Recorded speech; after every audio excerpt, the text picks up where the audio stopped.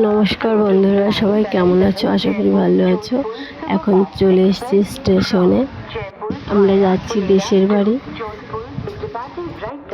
Auto থেকে নেমে স্টেশনের বাইরেই দাঁড়িয়েছি। আমাদের ট্রেন এখনও ঢুকতে লেট আছে। একটু দাঁড়িয়েছিলাম বাইরে আর ভিডিও করছিলাম।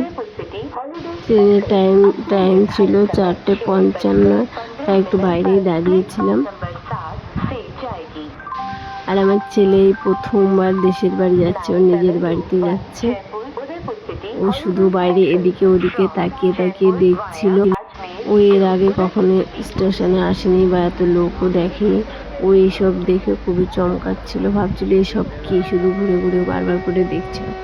স্টেশনের ভিতরে চলে এসেছিলাম আর ট্রেনগুলো দেখে, মালগাড়িগুলো দেখে আমার ছেলে খুবই চমকাচ্ছিল।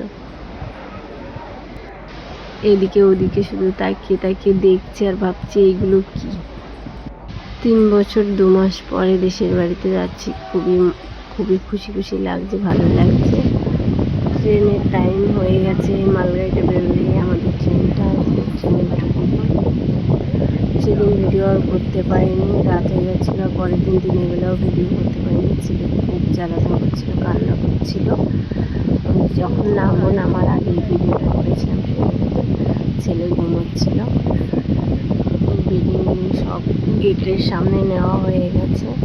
বর্ধমান নামবো। এখন নেমে গাড়িতে বসে পড়েছি।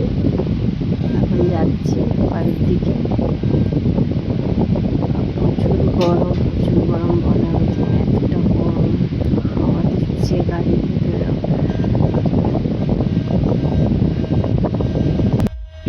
সকালের দিকে তো ও বলছিল চা খাবো, তাই দোকানটায় ঢুকলো। চা খাবে, ও চা খাচ্ছে।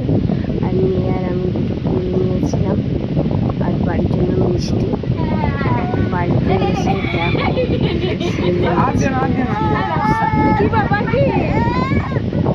বিকালের দিকে চলে যাচ্ছিলাম একটু মাঠে। বাড়িতে এত গরম বলার মতো নেই। আর মাঠে এদিকটায় বেশ হাওয়া দিচ্ছিল, ঠান্ডা ঠান্ডা, তাই মাঠে যেয়ে বসেছিলাম।